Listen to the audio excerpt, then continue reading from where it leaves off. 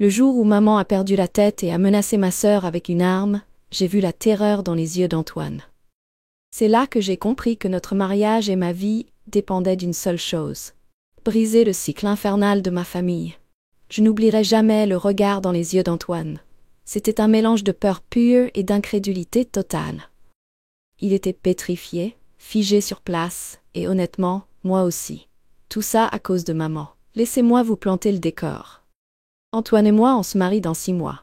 Enfin, on devait se marier dans 6 mois. Je dis « devait » parce que depuis quelques semaines, je me demande sérieusement si ce mariage aura vraiment lieu, et surtout, si je le veux encore. Le problème, vous l'aurez deviné, c'est ma mère, Dominique. Dominique, c'est un personnage. Imaginez la pire belle-mère de toutes les comédies romantiques, multipliez par 10 son côté contrôlant, ajoutez une pincée de folie douce et vous aurez une vague idée du spécimen. Maman a toujours été intense. Déjà quand j'étais petite, c'était l'enfer pour s'habiller le matin.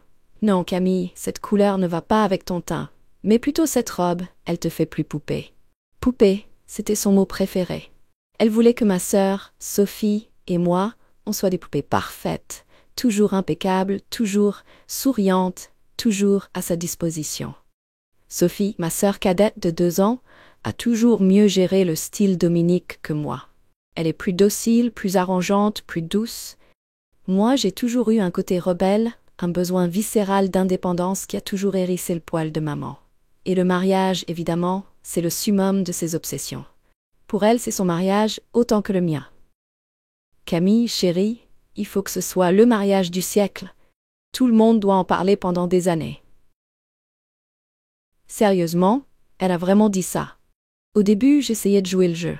Antoine et moi, on est plutôt simples. On voulait un mariage sympa, avec nos amis, notre famille proche, sans chichi. Mais maman a une autre vision des choses. Un mariage simple? Mais Camille, tu te rends compte? C'est le mariage de ma fille.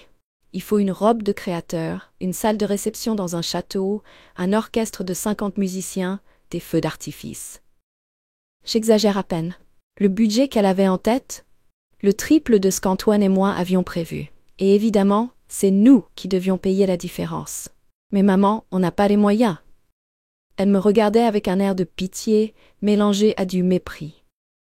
Voyons Camille, ne sois pas ridicule. Un mariage, ça n'a pas de prix.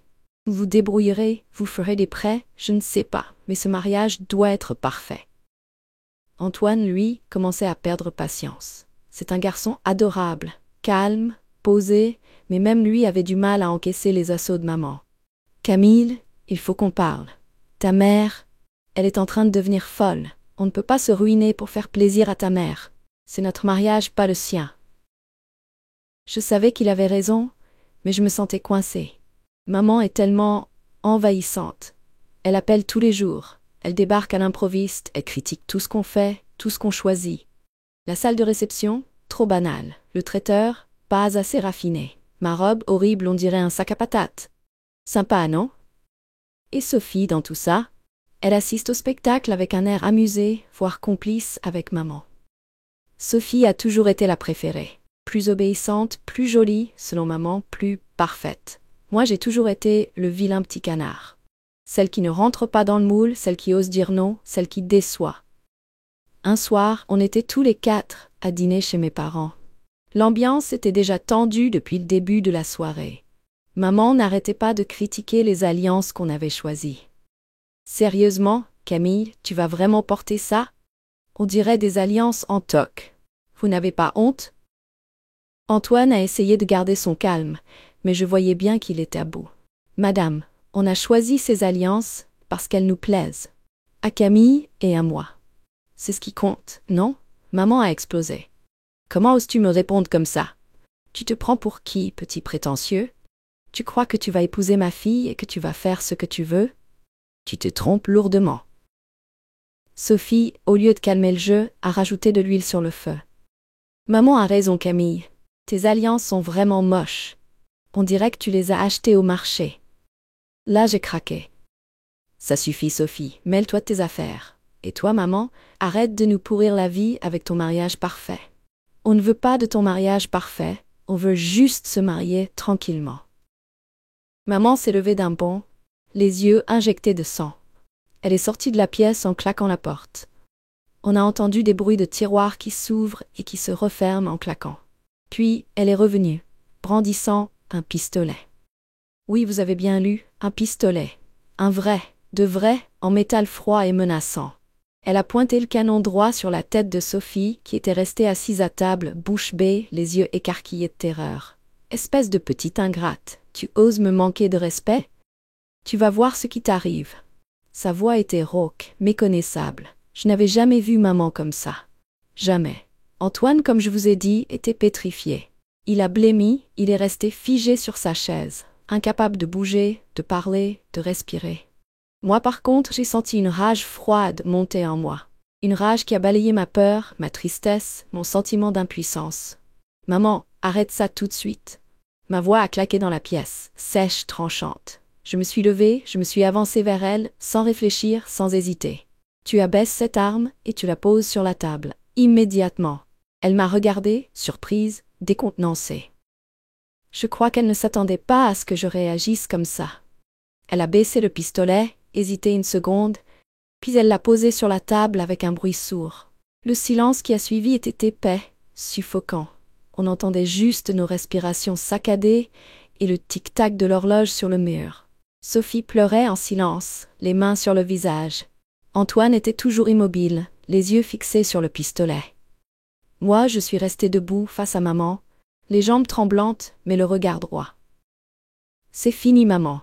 C'est fini. Je ne veux plus jamais te revoir, ni toi ni Sophie. Je me marie avec Antoine comme on l'entend, et vous n'êtes pas invité.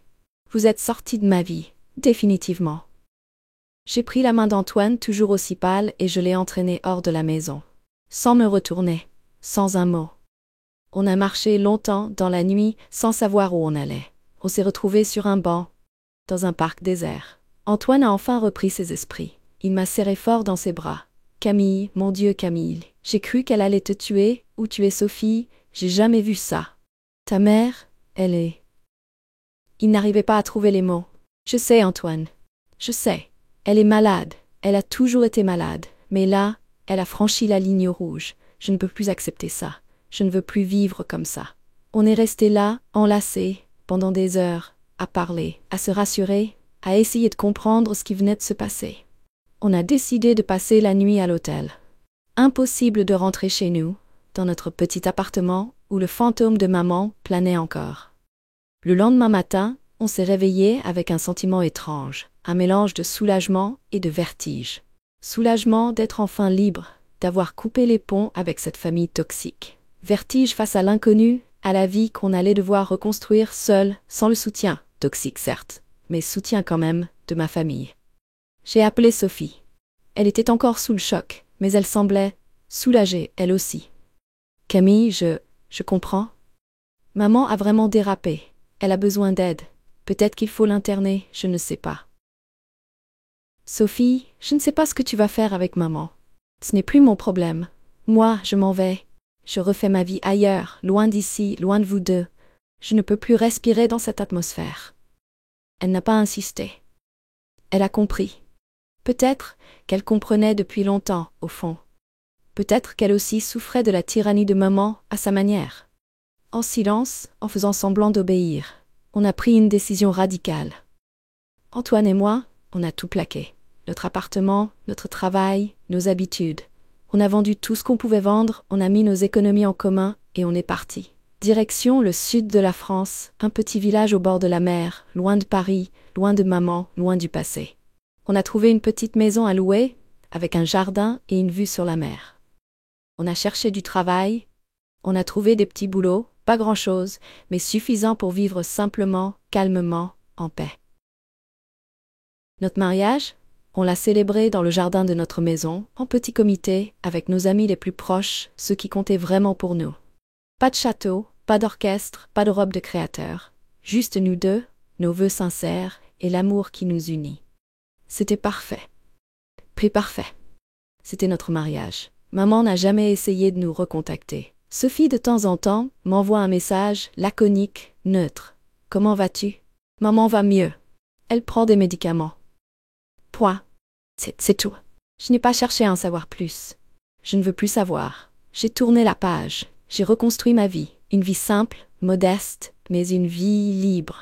Libre du poids de ma famille, libre des attentes de maman, libre de la peur et de la culpabilité. Antoine et moi, on est toujours ensemble, plus amoureux que jamais. On a appris à se soutenir, à se protéger, à construire notre propre famille. Celle qu'on a choisie, celle qu'on aime. Parfois le soir, quand je regarde la mer depuis mon jardin, je pense à cette nuit terrible, à ce pistolet pointé sur la tête de ma sœur, à la terreur dans les yeux d'Antoine. Et je me dis que, paradoxalement, cette nuit-là, cette nuit d'horreur, a été le début de ma nouvelle vie. La vie que je voulais vraiment. La vie que j'ai enfin osé choisir. Et vous savez quoi? Je ne regrette rien. Absolument rien. Même pas le pistolet. Parce que sans le pistolet, je serais peut-être encore prisonnière de ma mère, de ma famille, de mon passé. Le pistolet, au fond, a été mon ticket de sortie. Mon ticket pour la liberté. Et ça n'a pas de prix.